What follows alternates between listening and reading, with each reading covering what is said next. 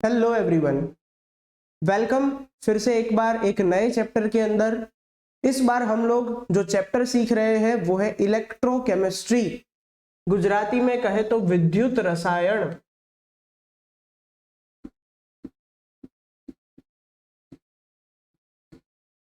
विद्युत रसायन नाम का जो चैप्टर है, इलेक्ट्रोकेमिस्ट्री नाम का जो चैप्टर है, उसके अंदर आप सभी का हार्दिक स्वागत है। सॉल्यूशन चैप्टर हम लोग खत्म कर चुके हैं। आई होप आप लोगों ने एमसीक्यूज वगैरह सॉल्व कर लिया होगा। अब हम लोग एक नया चैप्टर सीखेंगे। ध्यान दीजिएगा, बहुत ही मस्त चैप्टर है, बहुत ही इजी चैप्टर है। फिक्स टाइप के क्वेश्चंस आते हैं।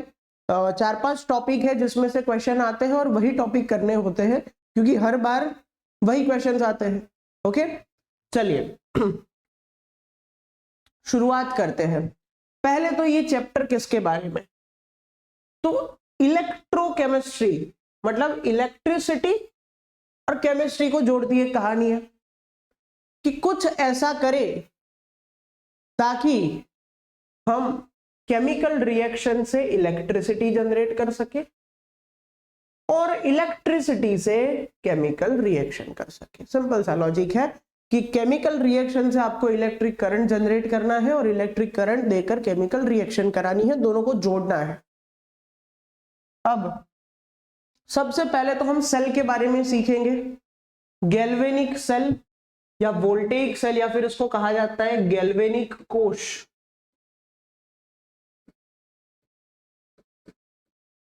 और वोल्टेइक कोश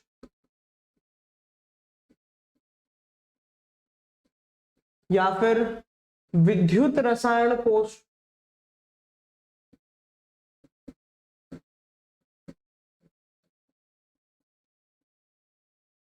इलेक्ट्रो केमिकल, तो ऐसे अलग अलग नाम है, बराबर। एक और नाम भी है डेनियल सेल।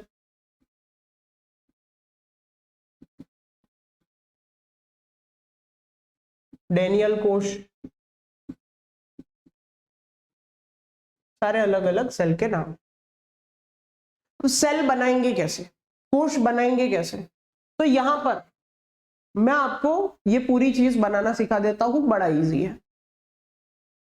चलिए, तो एक ब्लैंक स्लाइड ले ली, उसके ऊपर ड्रॉ करेंगे। सबसे पहले तो 2 बाल्टी ड्रॉ करो, ये एक बाल्टी हो गई, उसी के बाजू में दूसरी बाल्टी हो गई 2 बाल्टी।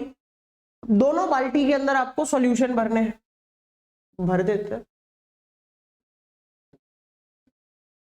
भर दिए दोनों बाल्टी में सॉल्यूशन। एक के अंदर भरो सॉल्यूशन ZnSO4 का,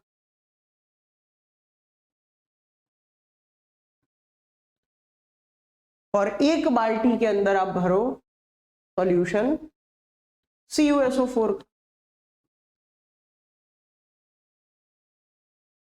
એકની અંદર ઝિંક સલ્ફેટનું તમે દ્રાવણ નાખો, એકની અંદર कॉपर सल्फेटનું દ્રાવણ નાખો। उसके बाद एक उल्टे यू शेप की नली डालनी है आपको।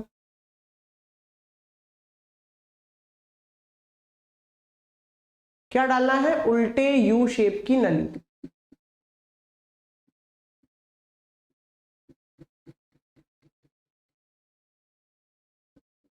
इस नली को कहा जाता है सॉल्ट ब्रिज। क्या कहा जाता है, सॉल्ट ब्रिज, बराबर। इसको कहा जाता है सॉल्ट ब्रिज। अब सीधी सी बात है, कोई पूछे बेटा सॉल्ट ब्रिज में क्या भरा हुआ होता है, सॉल्ट भरा हुआ होता है, KCl पोटेशियम क्लोराइड, उसके बाद NH4Cl ammonium chloride, KNO3 potassium nitrate.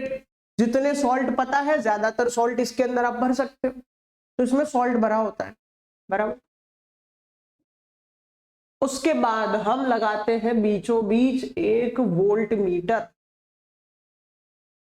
ऐसे लिख देते V, मतलब कि वोल्ट मीटर। वोल्ट मीटर लगा दिया, और क्या करना है हमें, देखो इन्होंने वोल्ट मीटर तो लगाया ही है, फिर इलेक्ट्रोड्स डालेंगे।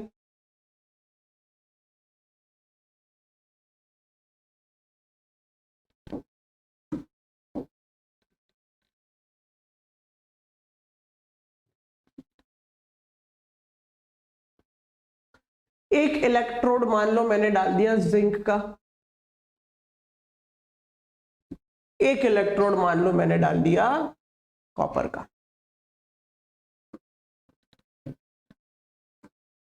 एक हिस्सा जो है, ये पूरा सेल बन गया, एक पूरा कोश बन गया। अब इतने हिस्से को हाफ सेल बोलते हैं, अर्धकोश, और इस हिस्से को भी हाफ सेल बोलते हैं, अर्धकोश। ये हाफ सेल है, ये हाफ सेल है, ये अर्धकोश, ये अर्धकोश, दोनों को मिला दो क्या बन गया? कंप्लीट सेल बन गया। ये एनोड की तरह काम करेगा।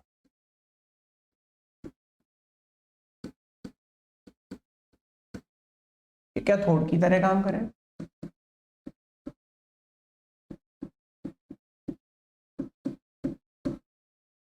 ओके, अब सुनना ध्यान से क्या होता है। देखो हमने एक इलेक्ट्रिक सर्किट बनाई, हमने क्या बनाया? एक इलेक्ट्रिक सर्किट। मान लो कि हम यहां पर करंट बहाना की कोशिश कर रहे हैं, तो करंट बह सकता है कैसे? यहां यहां यहां यहां यहां यहां यहां यहां तक आएगा करंट, फिर यहां से आयन्स मूव करेंगे, आयनिक करंट बहेगा, बराबर, फिर वापस यहां से करंट बहेगा। पूरा एक इलेक्ट्रिक सर्किट बनाया हमने जिसके अंदर करंट बह सकता है।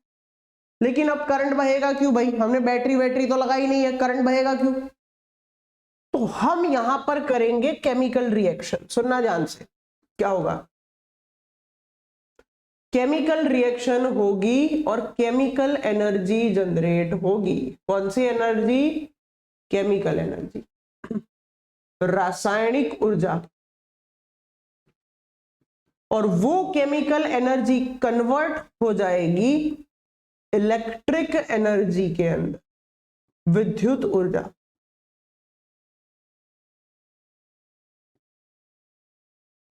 तो यहां पर केमिकल एनर्जी किसमें कन्वर्ट होगी? इलेक्ट्रिक एनर्जी के अंदर। रासायनिक ऊर्जा कन्वर्ट से विद्युत ऊर्जा के अंदर। कैसे रिएक्शन होगी? अब रिएक्शन की बारी। इसको एक साइडलाइन कर देते हैं।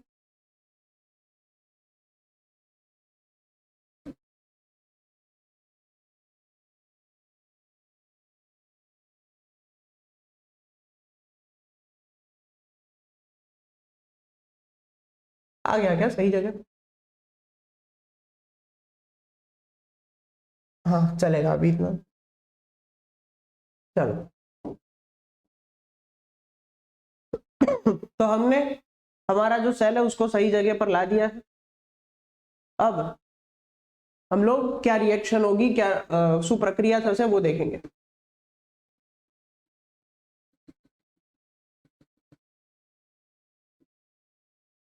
एक हिस्सा एनोड है, एक कैथोड है। अब ये चीज याद रखो, एनोड पे हमेशा ऑक्सीडेशन होता है। क्या याद रखना है बेटा? ये याद रखना है कि एनोड पे हमेशा ऑक्सीडेशन होता है ज्यादातर केसेस में, जब भी हम इलेक्ट्रोकेमिकल सेल की बात करते हैं तो यहां पर होगा ऑक्सीडेशन। क्या मौजूद है? Solid zinc. तो वही सॉलिड जिंक ऑक्सीडाइज होगा, Zn+2 आयन बनाएगा और साथ में बनाएगा 2 इलेक्ट्रॉन। इजी है। कैथोड पे क्या होता है? कैथोड की बात करते हैं। कैथोड पे होगा रिडक्शन।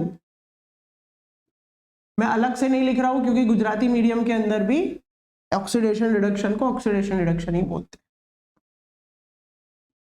यहां पर जो CuSO4 है बेटा, उसके आयंस होते हैं Cu+2 SO4-2। कोई भी कंपाउंड को जब आप पानी में डालते हो तो आयनाइज हो जाता है, उसके आयंस बन जाते हैं। तो Cu+2 आयंस कैथोड पे मौजूद है। वो ये इलेक्ट्रॉन जो है, तुम समझो, यहां पर क्या हुआ? हमारे जो जिंक भाई साहब थे, यहां पर था Zn, वो बन गया Zn+2। अब इलेक्ट्रॉन जो है वो ऐसे बहेंगे। These are the flow of electron. ये इलेक्ट्रॉन है,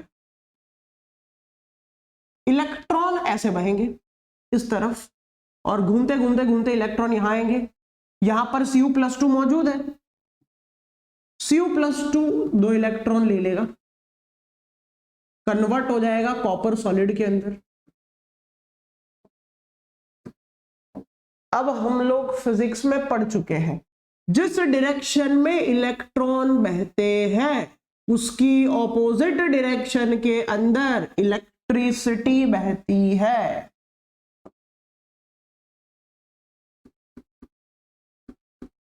इलेक्ट्रिक करंट बहता है, बराबर। विद्युत करंट इलेक्ट्रॉन की ऑपोजिट डायरेक्शन में, इलेक्ट्रॉन के मूवमेंट के ऑपोजिट डायरेक्शन में बहता है। तो ये देखो बिजली उत्पन्न हो गई, यहां पर वोल्ट मीटर रीडिंग भी दिखाएगा। यहां पर जिंक का ऑक्सीडेशन हुआ, 2 इलेक्ट्रॉन जिंक ने रिलीज किए, इलेक्ट्रॉन घूमते घूमते घूमते यहां पर गए, जिसके कारण इलेक्ट्रिक करंट इस तरफ आया। इलेक्ट्रॉन किसको मिले? कॉपर को मिले, कॉपर का हो गया रिडक्शन। बड़ा इजी है। अगर हम दोनों रिएक्शन को मिला दे, दोनों रिएक्शन को मिला दे तो क्या होगा? ध्यान देना,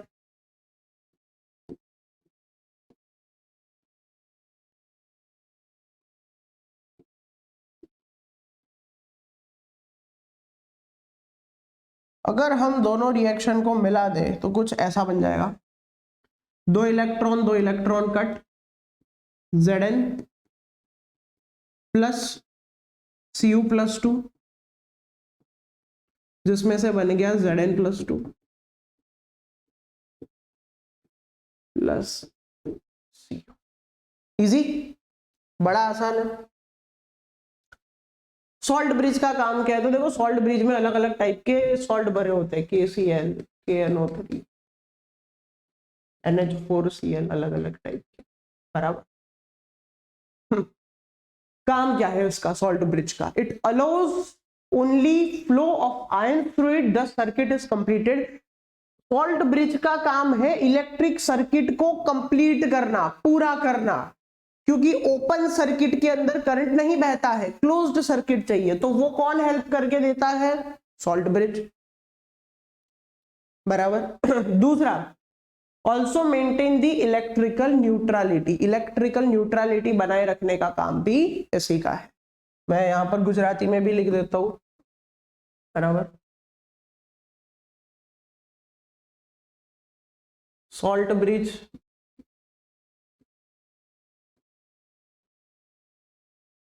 ना उपयोग एक आयनों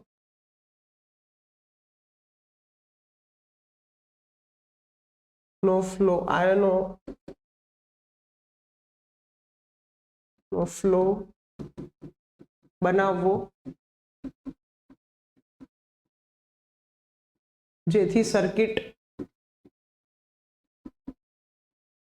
પૂરી થાય। और सेकंड है इलेक्ट्रिकल न्यूट्रलिटी, जो सॉल्यूशन है उसको कैसा बनाना? इलेक्ट्रिकली न्यूट्रल बनाना, बराबर। अब सेल डायग्राम या सेल रिप्रेजेंटेशन कैसे करते हैं? Very very important. अगर आपको बोले कि आप अपना एक डेनियल सेल बना के दिखाओ 1 मार्क में, तो क्या आप इतना बड़ा ड्राइंग करोगे? आप ये सारी रिएक्शन लिखोगे? नहीं, इतनी सारी मेहनत कौन करे भाई। तो हम इजीली सेल को रिप्रेजेंट कर सकते हैं। कैसे? तो देखो ध्यान से, क्या हो रहा है यहां पर सेल के अंदर, देख लो डेनियल सेल के अंदर। तो मैं बताता हूं वो वैसे करना है। सबसे पहले लिखना है आपको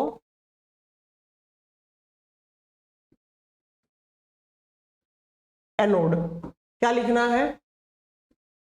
एनोड।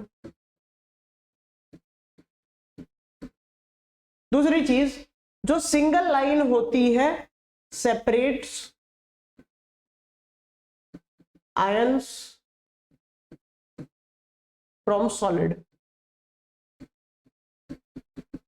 उसका काम है आयन को सॉलिड से सेपरेट करना।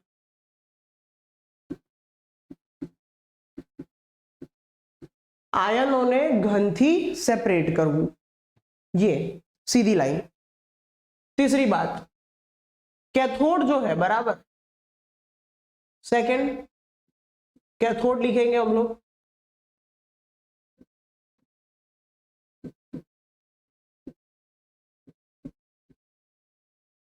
उसमें भी ये सिंगल लाइन का यूज करेंगे। चौथी बात, एक डबल लाइन होती है वो सॉल्ट ब्रिज दिखाती है बेटा। डबल लाइन क्या दिखाती है? सॉल्ट ब्रिज, क्षार नड़ी बोलते होंगे शायद आप लोग, जो उल्टे यू शेप की होती है वो दिखाती है डबल लाइन। और पांचवी बात, अगर आपको आयंस की कॉन्सेंट्रेशन पता है, जो तमने छोकराओ सांद्रता खबर छे, तो वो भी आपको ब्रैकेट में लिखना है, कॉन्सेंट्रेशन ऑफ आयंस, आयनोनी सांद्रता।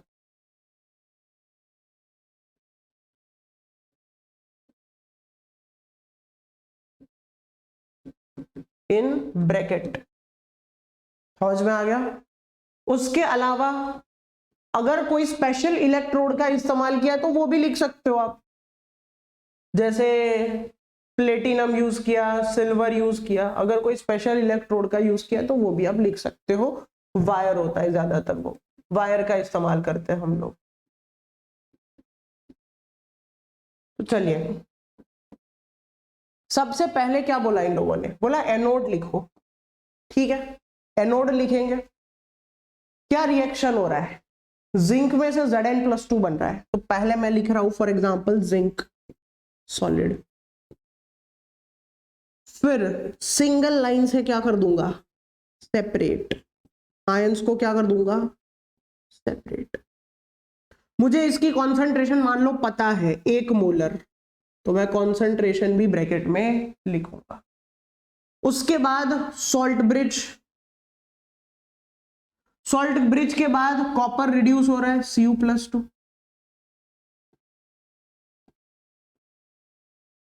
उसके बाद अगर उसकी भी अगर हमें कॉन्सेंट्रेशन पता है तो उसकी भी कॉन्सेंट्रेशन। उसके बाद ये, उसके बाद अगर आपको वायर पता है तो वायर भी लिख सकते हो, वायर भी आप लिख सकते हो। और इस तरीके से हम सेल को रिप्रेजेंट करते हैं। है बड़ा आसान। ओके, चलिए दूसरी एक चीज आपको ध्यान रखनी है, सॉल्ट ब्रिज की दोनों तरफ आपको आयन ही लिखने हैं। सॉल्ट ब्रिज के दोनों तरफ क्या होने चाहिए? आयन। कुछ लोग ये मान लेते हैं कि यहां रिएक्टेंट यानी कि प्रक्रियक होता है और इधर प्रोडक्ट यानी कि निपज होता है। तो यहां रिएक्टेंट यहां प्रोडक्ट ऐसा नहीं है, याद रखना, यहां रिएक्टेंट यहां प्रोडक्ट ऐसा नहीं है। અહીંયા પ્રક્રિયક લખવાનો, અહીંયા નિપજ, ऐसा कोई रूल नहीं है। आपको हमेशा आयन सॉल्ट ब्रिज के बाजू में रखने हैं, रिएक्शन कैसी भी होती हो, इस चीज का ध्यान रखें। चलिए, कहीं पर अगर कोई एमसीक्यू मिल जाए तो ट्राई करते हैं। सेल रिप्रेजेंटेशन का MCQ, yes yes yes, we have MCQ. ये देखो, Mg जो है वो Cl2 के साथ प्रोसेस करता है, Mg2+ बनता है, 2Cl- बनता है, दोनों को अलग कर देते हैं। एनोड कौन है इसके अंदर? जिसका ऑक्सीडेशन होता है वो एनोड है बेटा, Mg। उसी का तो हो रहा है ऑक्सीडेशन, 2 इलेक्ट्रॉन दे रहा है। क्लोरीन का बेचारे का क्या, रिडक्शन हो रहा है, तो वो कैथोड है।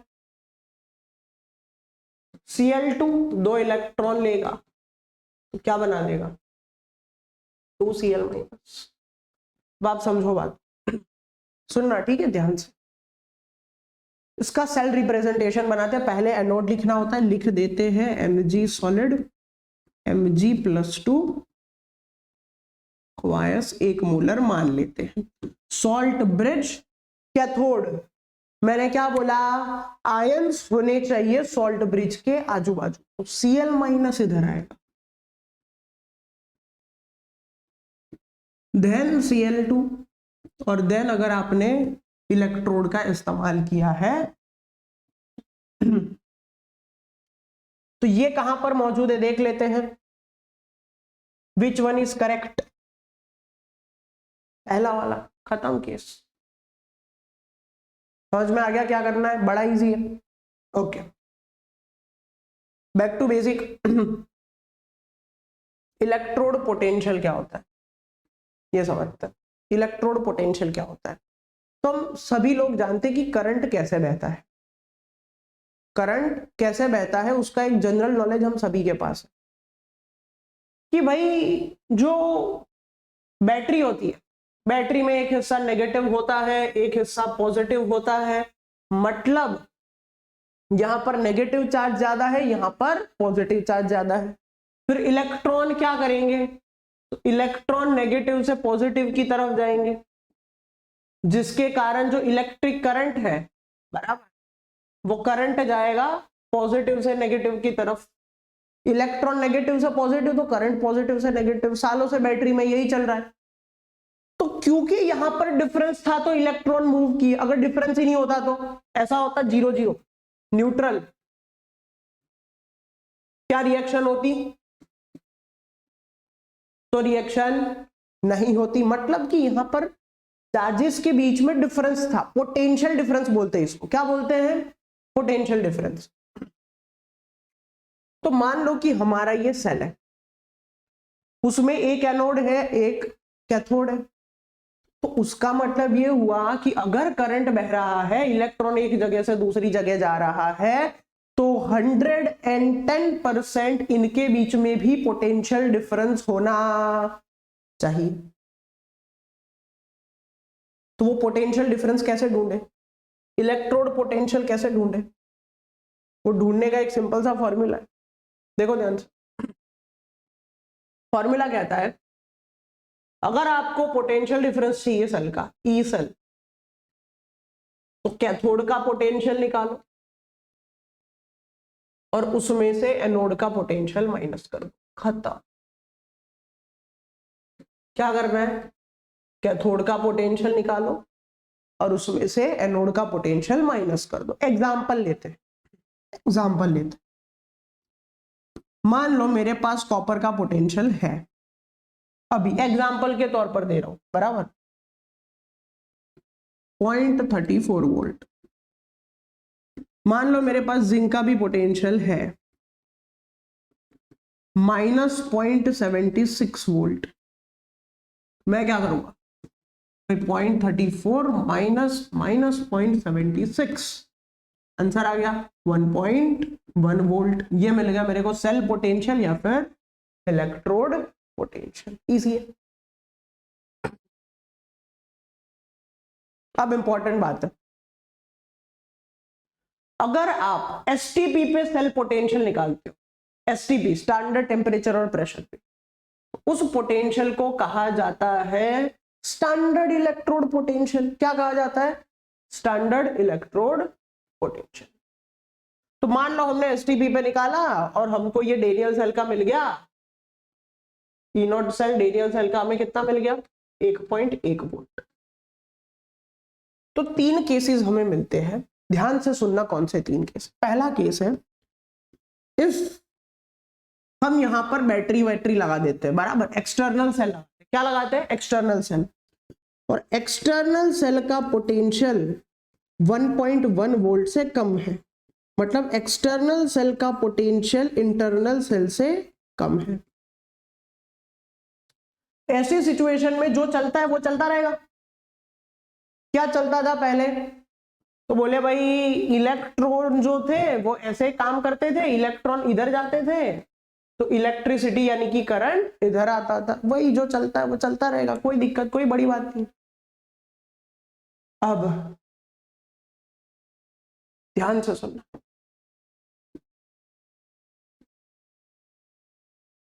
अगर दोनों सेम हो जाए तो एक्सटर्नल पोटेंशियल 1.1 वोल्ट के बराबर हो जाए, या फिर मैं कह सकता हूं एक्सटर्नल पोटेंशियल जो है वो इंटरनल पोटेंशियल के बराबर हो जाए, तो क्या होगा, प्रोसेस स्टॉप, प्रोसेस आगे बढ़ेगी ही नहीं। तो इसको आप इक्विलिब्रियम भी बोल सकते हो अगर आपको बोलना है, संतुलन बोल सकते हो अगर आपको बोलना, प्रोसेस स्टॉप, कुछ नहीं होगा, जीरो करंट, नो करंट, क्या लिख देता हूं मैं, नो करंट, कोई करंट बहेगा नहीं। अब अगर एक्सटर्नल पोटेंशियल, बाहर का पोटेंशियल बढ़ जाए तो क्या हो?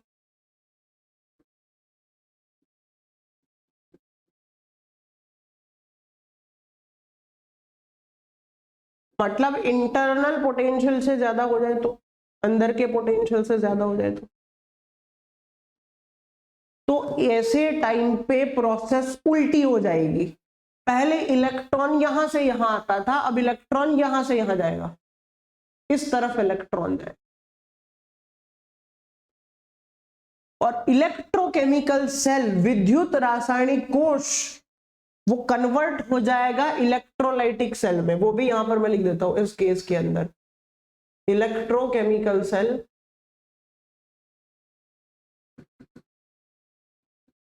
कन्वर्ट हो जाएगा इलेक्ट्रोलाइटिक सेल में। ओके, चलिए, तो ये क्वेश्चन है, an electrochemical cell can have like an electrolytic, okay, can behave, behave होना चाहिए यहां पर। ऐसा पूछा है कि विद्युत रासायनिक कोश, इलेक्ट्रोकेमिकल सेल कब इलेक्ट्रोलाइटिक सेल की तरह काम करेगा? जब एक्सटर्नल पोटेंशियल इंटरनल से ज्यादा हो तब।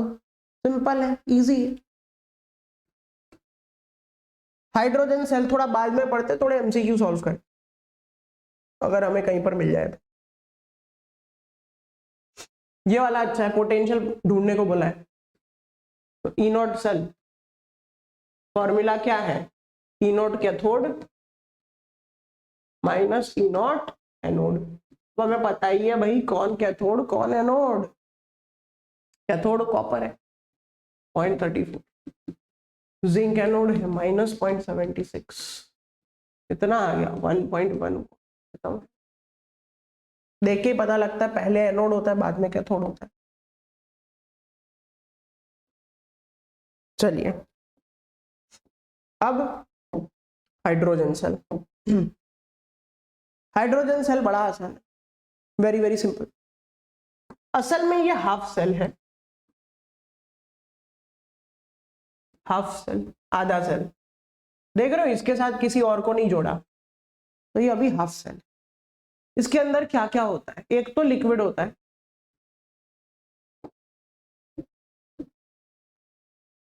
एक नली होती है जिसमें से हम हाइड्रोजन गैस पास कर सकते हैं, इलेक्ट्रोड वगैरह तो होता ही है, प्लेटिनम फॉइल पर रैप करके इलेक्ट्रोड वगैरह डाला होता है। सुनना ध्यान से, हाइड्रोजन जो है एक ऐसी खास चीज है जिसका पोटेंशियल होता है 0 वोल्ट, चाहे वो एनोड हो चाहे वो कैथोड हो। हाइड्रोजन चाहे एनोड हो, हाइड्रोजन चाहे कैथोड हो, उसका वोल्टेज क्या होता है? 0। दूसरी चीज, हाइड्रोजन की खास बात यह है कि अगर वो एनोड बनता है, if hydrogen cell becomes anode,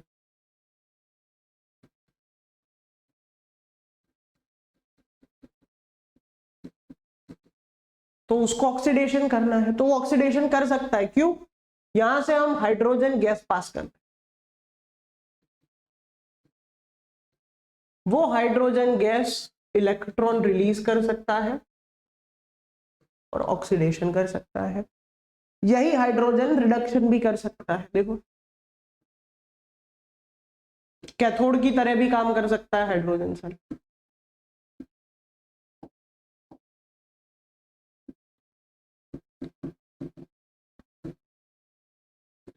अंदर एसिड है, एसिड में होता है H+, वो H+ इलेक्ट्रॉन गेन करके H2 गैस भी बना सकते हैं जो बबल के फॉर्म में बाहर निकलेगा। तो मतलब हाइड्रोजन दोनों कर सकता है, ऑक्सीडेशन भी कर सकता है, रिडक्शन भी कर सकता है। मतलब अगर आप हाइड्रोजन सेल को कैथोड के साथ जोड़ेंगे तो खुद एनोड बन जाए, और आप हाइड्रोजन सेल को एनोड के साथ जोड़ेंगे हाइड्रोजन सेल को कैथोड बन जाए। इजी पीजी है, दोनों कर सकता है हाइड्रोजन सेल 0 वोल्ट। अब सुनना, एक मस्त बात बता दो, जैसा कि मैंने बोला स्टैंडर्ड कंडीशन में हाइड्रोजन सेल का 0 वोल्ट लेने, मजे की बात सुनना, मजे की बात सुनना। हम असल में करते क्या है, तो एक ईएमएफ सीरीज होती है, इलेक्ट्रोकेमिकल सीरीज, जिसमें बीच में हम हाइड्रोजन लेते हैं।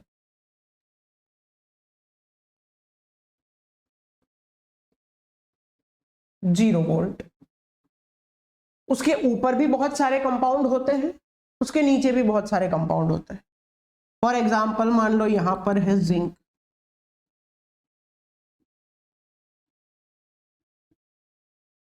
जिसका वोल्टेज है 0.76 वोल्ट पोटेंशियल, और ऊपर है कॉपर जिसका पोटेंशियल है मान लो 0.34 वोल्ट। ये रिडक्शन पोटेंशियल्स होते हैं। कौन से पोटेंशियल होते हैं? Reduction potential.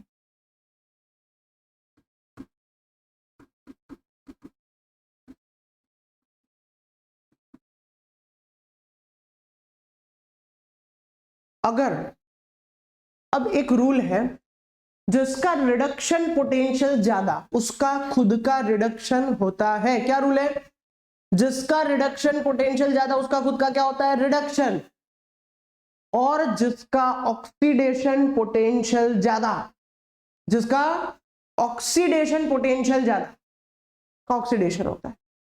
अभी के लिए 2 मिनट के लिए ऑक्सीडेशन पोटेंशियल को भूल जाओ, सिर्फ रिडक्शन पोटेंशियल पर फोकस करो। जिसका रिडक्शन पोटेंशियल ज्यादा उसका रिडक्शन होता है।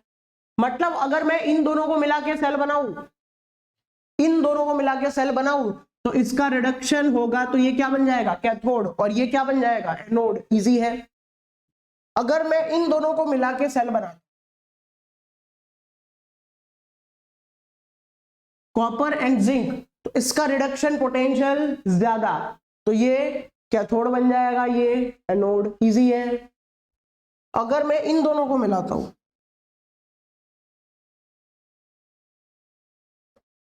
तो इसका रिडक्शन पोटेंशियल ज्यादा, तो ये एनोड, ये कैथोड। जिसका रिडक्शन पोटेंशियल ज्यादा वो रिड्यूस होगा और कैथोड बन जाएगा, सामने वाला ऑक्सीडाइज होगा, एनोड बन जाएगा। बड़ी इजी बात है। मतलब आप हाइड्रोजन सेल को कहीं भी लगाओ, हाइड्रोजन सेल को किसी के भी साथ जोड़ो, अगर सामने वाले का रिड्यूसिंग पोटेंशियल ज्यादा होगा तो वो कैथोड, ये एनोड, बात खत्म। अगर सामने वाले का रिड्यूसिंग पोटेंशियल इससे कम होगा तो ये कैथोड, वो एनोड, बात खत्म। इजी प्रोसेस है, बराबर। और ऐसे करके आप पूरा कंप्लीट सेल बना सकते हो एक हाफ सेल में से। चलो तो तुमको करने के लिए क्वेश्चन देता हूं, तुमको करने के लिए क्वेश्चन देता हूं, ठीक है। मैं हाइड्रोजन को ज्वाइंट कर रहा हूं कॉपर के साथ, हाइड्रोजन कॉपर का सेल बना रहा हूं।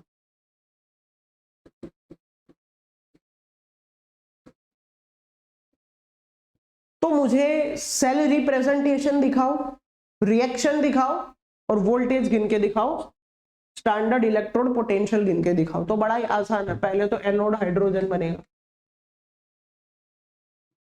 H2, 2 इलेक्ट्रॉन दो, ऑक्सीडेशन करेगा। क्यों ऑक्सीडेशन करेगा? क्योंकि हाइड्रोजन जो है उसका पोटेंशियल कम है, कॉपर का ज्यादा है। ज्यादा वाले का रिडक्शन होता है, कम वाले का ऑक्सीडेशन होता है। कैथोड पे कॉपर हो जाएगा, 2 इलेक्ट्रॉन लेके सी रिडक्शन करेगा। सेल रिप्रेजेंटेशन भी कर सकते हैं। पहले एनोड लिखते हैं,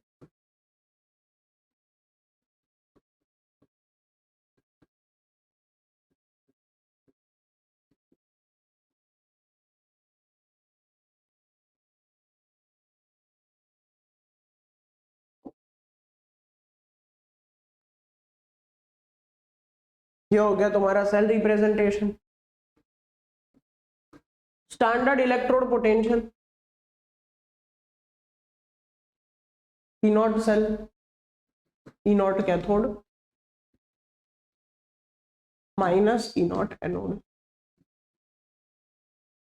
0.34 हाइड्रोजन का तो भाई 0 है, मिल गया 0.34 वोल्ट। आप कहेंगे सर आपको वैल्यू कैसे पता?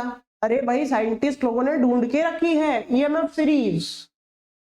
तुम्हारी बुक के अंदर एक पूरा टेबल है ईएमएफ सीरीज, जो साइंटिस्ट लोगों ने सभी सेल के स्टैंडर्ड रिड्यूसिंग पोटेंशियल ढूंढ के रखे हैं। तुमको कहीं ढूंढने जाने की जरूरत नहीं है। चलिए थोड़े से एमसीक्यू सॉल्व करेंगे ताकि हमें अच्छा लगे, बराबर। यहां पर एक मस्त क्वेश्चन पूछा है, what will be the oxidation potential for the following hydrogen cell at 1 bar pressure and 25 degree Celsius temperature. मतलब बेटा एसटीपी की बात हो रही है, और जब एसटीपी की बात होती है तो एसटीपी पे हाइड्रोजन का पोटेंशियल कितना माना गया है? 0 वोल्ट। कितना माना गया है? 0 वोल्ट। ये याद रखना है। अगर एसटीपी नहीं होता तो हमको कोई वैल्यू मिलती, लेकिन अगर एसटीपी है तो 0 वोल्ट मान के रखा है हम लोगों ने, उसके अंदर हम कुछ नहीं करते, बराबर।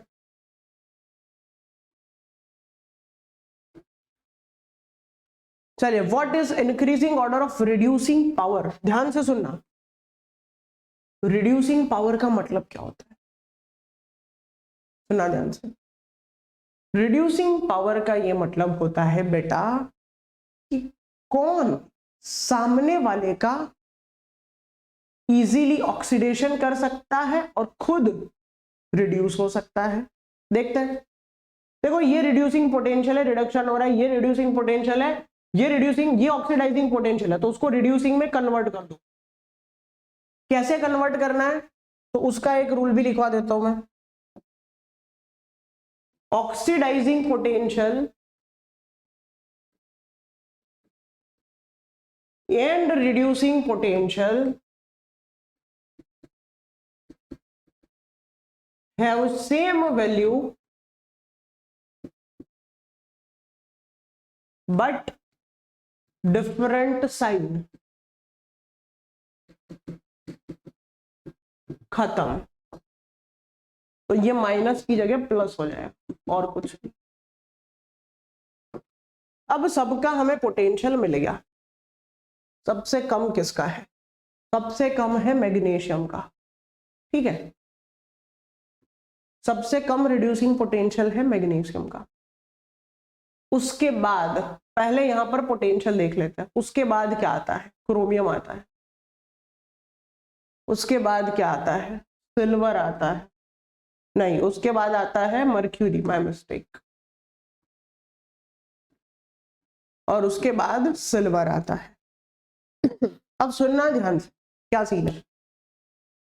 हमको ये पूछा गया कि रिड्यूसिंग पावर किसका ज्यादा है और किसका कम है। रिड्यूसिंग पावर का मतलब क्या होता है पहले उसके बारे में बात कर लेते हैं। तो माय मिस्टेक, जो मैंने आगे गलती से बोल दिया, जो सामने वाले का रिडक्शन कर पाए उसका रिड्यूसिंग पावर ज्यादा है। जो सामने वाले का इजीली रिडक्शन कर पाए, खुद ऑक्सीडाइज होगा, सामने वाले का रिडक्शन करेगा, उसका रिड्यूसिंग पावर ज्यादा है। अब यहां पर देख लेते हैं, इन लोगों को रिड्यूसिंग पावर को थोड़ा डिफाइन करना चाहिए। एक, कौन अच्छा रिड्यूसिंग एजेंट है,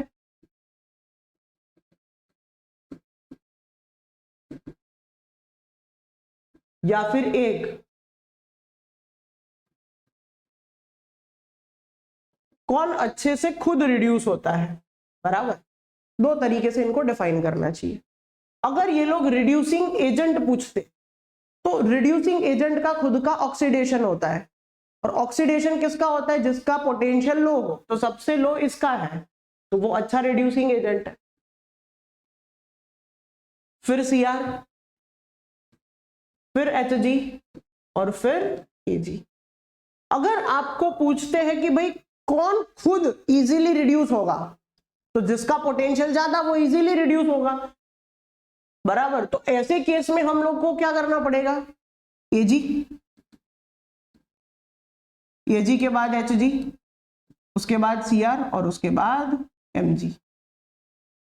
तो अगर पूछे कि कौन सामने वाले को इजीली रिड्यूस कर सकता है, तो जिसकी वैल्यू कम वो, और पूछे कि कौन खुद इजीली रिड्यूस हो सकता है, तो जिसका रिडक्शन पोटेंशियल ज्यादा वो। तो मैंने आपको दोनों पॉइंट समझा दिए। क्लियर है? तो कंफ्यूज होने की जरूरत नहीं है। जैसे कि मैं हो गया था, बराबर। चलिए, on the basis of given following electrode potentials which one is the strongest reducing agent? strongest reducing agent, देखो ये अच्छा क्वेश्चन है। सबसे स्ट्रॉन्ग रिड्यूसिंग एजेंट कौन सा होगा? जिसका खुद का रिड्यूसिंग पोटेंशियल कम हो वो होगा। देखते हैं, चलो ये तो रिड्यूसिंग पोटेंशियल ही दिया, ये भी रिड्यूसिंग पोटेंशियल है, ये भी रिड्यूसिंग पोटेंशियल है, ये भी ओके, सबके रिड्यूसिंग पोटेंशियल ही दिए। अगर मेरा रिड्यूसिंग पोटेंशियल ज्यादा है मैं रिड्यूस होऊंगा, लेकिन अगर मेरा रिड्यूसिंग पोटेंशियल कम है तो मैं ऑक्सीडाइज होऊंगा, सामने वाले को रिड्यूस करूंगा और मैं एक अच्छा रिड्यूसिंग एजेंट कहलाऊंगा। फिर से एक बार फुल फोकस के साथ, अगर मेरा रिड्यूसिंग पोटेंशियल कम है तो मैं ऑक्सीडाइज होऊंगा, सामने वाले को रिड्यूस करूंगा और एक अच्छा रिड्यूसिंग एजेंट कहलाऊंगा। तो यहां पर सबसे कम वैल्यू किसकी है? जिंक। खत्म खत्म। चलिए आगे बढ़ते हैं। Which of the following is possible in electrochemical cell obtained from dash dash dash? Okay कोई बात नहीं। चलो, क्या पॉसिबल है ऐसा पूछा इन लोगों ने, देखते हैं क्या पॉसिबल है।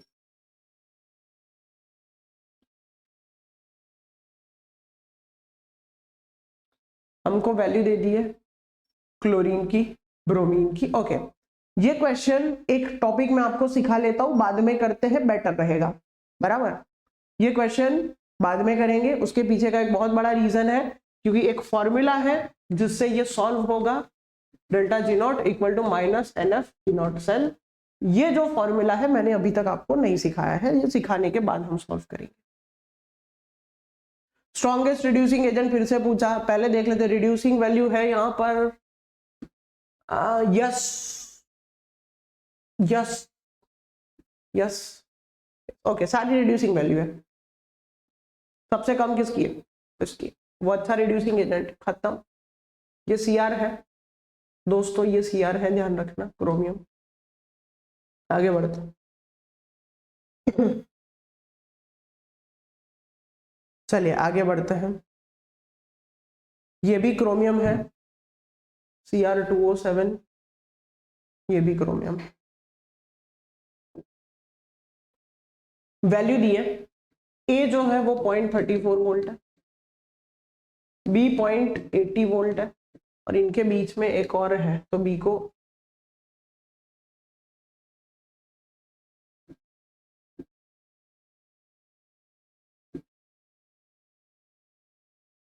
ठीक है, तो हम क्या करेंगे, बी को थोड़ा नीचे लिख देंगे, -0.80 वोल्ट।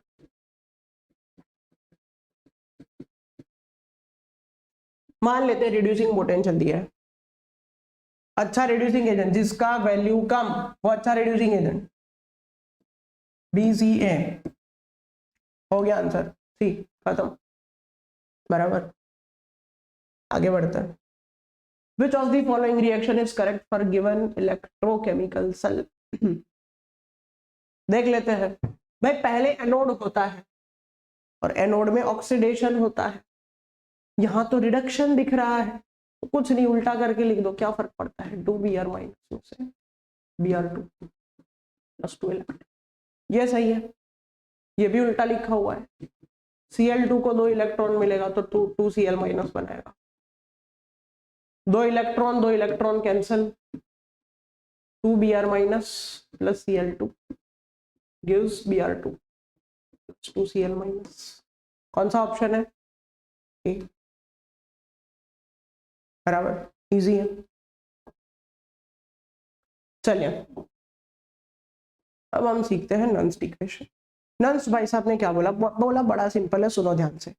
अब किसी भी सेल का पोटेंशियल ढूंढ सकते हो अगर आपको उसके एनोड कैथोड पे जो भी आयंस है उसकी कॉन्सेंट्रेशन पता हो तो। कैसे ढूंढोगे? E cell equal to E not cell, -0.059 नहीं लिखेंगे, RT/NF ln QC। QC जो है उसको रिएक्शन कोशेंट बोलते हैं, उसका मतलब होता है प्रोडक्ट की कॉन्सेंट्रेशन अपॉन रिएक्टेंट की कॉन्सेंट्रेशन। अगर हम एसटीपी पे कैलकुलेशन कर रहे हैं, एसटीपी पे E cell, nought cell, R की वैल्यू एसटीपी पे कितनी लेंगे? एसटीपी पे आर की वैल्यू लेंगे 8.314, टेम्परेचर 298 केल्विन। फैराडे की वैल्यू अगर क्लियर कट देखी जाए तो 96,800 समथिंग होती है, लेकिन सॉरी माय मिस्टेक, 93,487 इतनी होती है, लेकिन हम लोग ओवरऑल ले लेंगे 96,500 coulomb.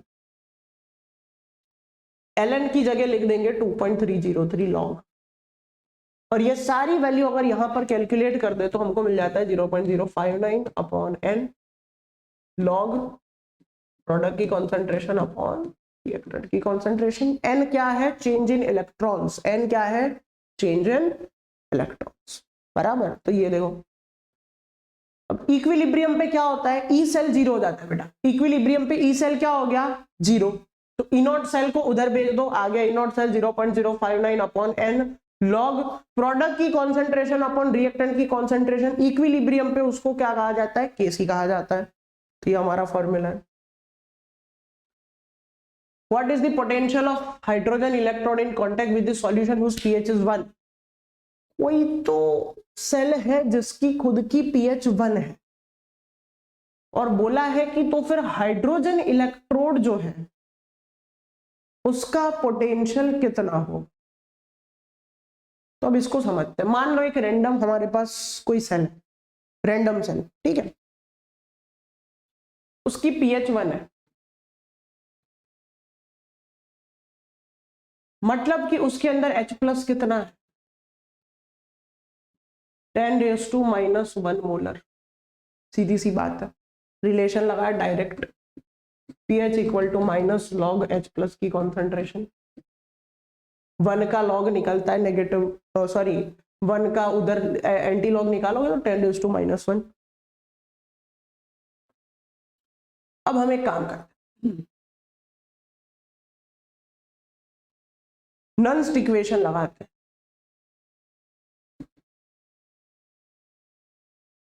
E not cell 059 N, मान लो एक ही इलेक्ट्रॉन का चेंज हो रहा है, लॉग हाइड्रोजन की मान लो 1 ले ली कॉन्सेंट्रेशन, और नीचे वाले की 10⁻⁻1। अगर 10⁻⁻1 ऊपर जाता है तो 10⁻1 हो जाएगा, जिसका लॉग निकलता है 1। तो ये पूरी वैल्यू क्या हो गई? 1। ई नॉट सेल हमें पता नहीं है, ई नॉट सेल हमें पता नहीं है, सिर्फ हाइड्रोजन का ढूंढने को बोला है। तो फिर ऐसी सिचुएशन में अगर जब हमें ई नॉट सेल नहीं पता है तो हम क्या कर सकते हैं? हाइड्रोजन का 0 वोल्ट ले लो, यहां पर मिस्टेक होगा, यहां पर इनको लेना चाहिए 0 वोल्ट, बराबर, क्योंकि हाइड्रोजन का खुद का तो 0 ही होता है, तो आपको कितना लेना पड़ेगा? 0 वोल्ट लेना पड़ेगा। Which of the following is correct as a Nernst equation?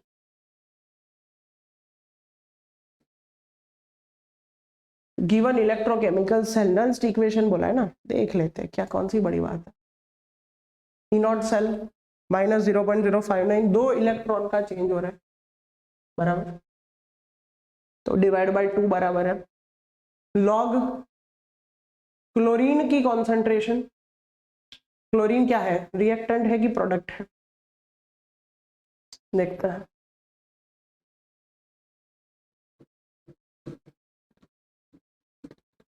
Chlorine is product, तो वो डिवीजन में जाएगा। Mg2+ भी प्रोडक्ट है, वो भी डिवीजन में जाएगा। तो log 1 अपॉन Mg2+ और क्लोरीन की कॉन्सेंट्रेशन सी आंसर आएगा। कैसे? देखो ध्यान से, पहले एनोड लिखते हैं,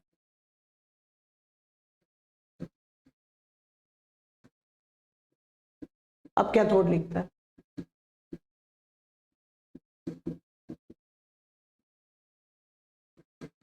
ये भी प्रोडक्ट, ये भी प्रोडक्ट, तो E cell equal to E not cell minus 0.059, 2 electron का चेंज हुआ तो नीचे 2 ले लो, लॉग प्रोडक्ट, ऊपर प्रोडक्ट नीचे रिएक्टेंट, तो Cl माइनस उसके पावर में 2 लगाना है और Mg+2 डी। क्या आएगा आंसर? डी आंसर आएगा, बराबर। उसके बाद EMF एंड गिव्स एनर्जी, तो ये देखो फॉर्मूला है सारे अलग अलग। डेल्टा जी नॉट क्यों निकालना होता है? क्योंकि डेल्टा जी नॉट अगर आपको नेगेटिव मिलता है तो रिएक्शन स्पॉन्टेनियस होती है,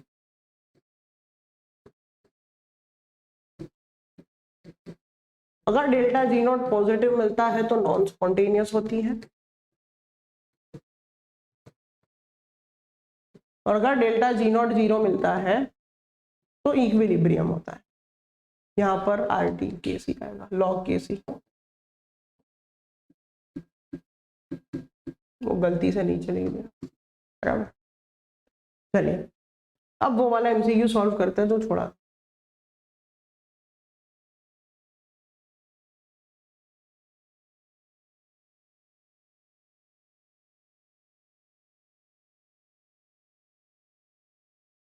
मिल जाए तो अच्छी बात है।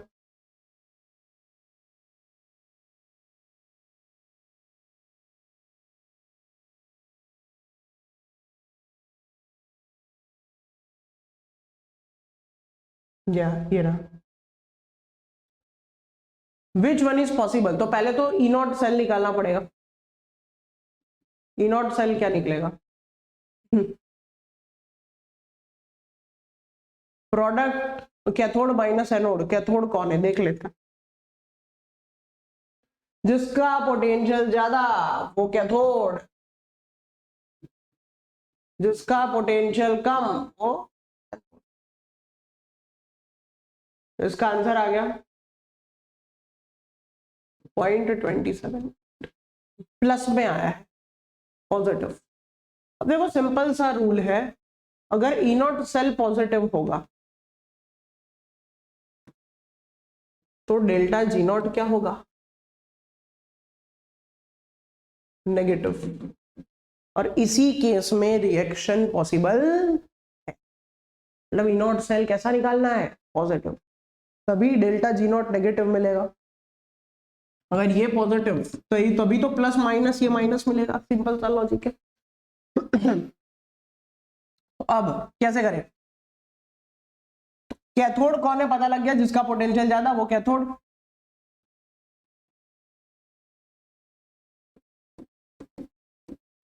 Cl2 2 इलेक्ट्रॉन गेन करेगा, 2 Cl माइनस बनेगा, एनोड।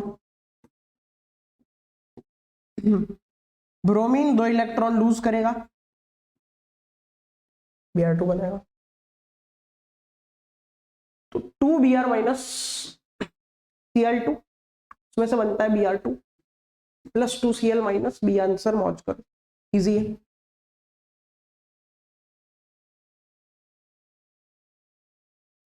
चलिए अब और थोड़े से क्वेश्चन है देखते हैं। This one is good. In the following reaction, what is the value of equilibrium constant? Equilibrium constant की वैल्यू क्या है? ओके, फॉर्मूला ये है, delta G nought equal to minus NF E cell होता है। Delta G nought equal to, यहां पर ये रहा formula, minus RT ln KC भी होता है, मतलब minus 2.303 log RT log KC। दोनों को कंपेयर कर दो भाई, NF E not cell 2.303 RT log KC, NF को उधर भेज दो, E not cell equal to 2.303 RT बाय NF लॉग KC। अब इतने की वैल्यू तो हमें पता है 0.05,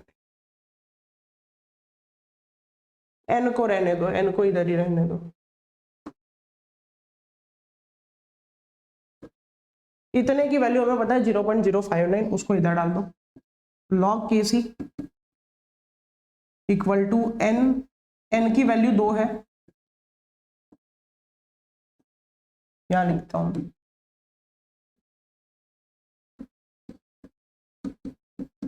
n ई नॉट सेल 01059। कितने इलेक्ट्रॉन का चेंज हो रहा है? 2 का दिख रहा है भाई, 2 इलेक्ट्रॉन का चेंज है।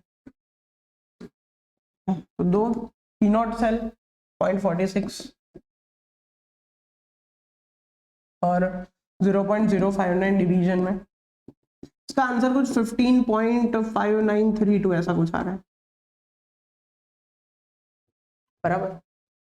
अब इसका एंटीलॉग निकालना पड़ेगा, ये तो लॉग केस ही मिला, एंटीलॉग कैसे निकालो? तो 15 का एंटीलॉग होता है 10⁻15, 15 का एंटीलॉग होता है 10⁻15। इसका एंटीलॉग क्या निकलता है? इसका एंटीलॉग ऑलमोस्ट 3.91 समथिंग निकलता है, बराबर। तो ये हमें मिलेगा केसी 3.92 इंटू 10⁻15 आंसर आना चाहिए, बराबर। बी क्या आंसर आना चाहिए? क्लियर? चलिए आगे बढ़ता है। Which option is incorrect for the working cell? Delta G negative होगा, काम करेगा, इलेक्ट्रोकेमिकल सेल है, कॉन्सेंट्रेशन कोई भी हो फर्क नहीं पड़ता है। ई नॉट सेल अगर 0 तो इक्विलिब्रियम काम होगा। Thank you.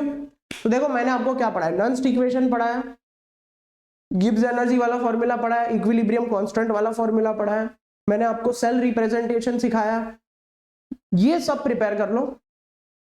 रिड्यूसिंग पोटेंशियल कौन ज्यादा अच्छा रिड्यूसिंग एजेंट है, कौन अच्छा ऑक्सीडाइजिंग एजेंट है, ये सब पढ़ा लिया, ये प्रिपेयर कर लो। फिर हम लोग आगे बढ़ेंगे नेक्स्ट लेक्चर के अंदर, हम लोग कंडक्टिविटी, मोलर कंडक्टिविटी, कोहलरॉश का लॉ, ये सब करेंगे, बराबर। चलिए मिलते हैं।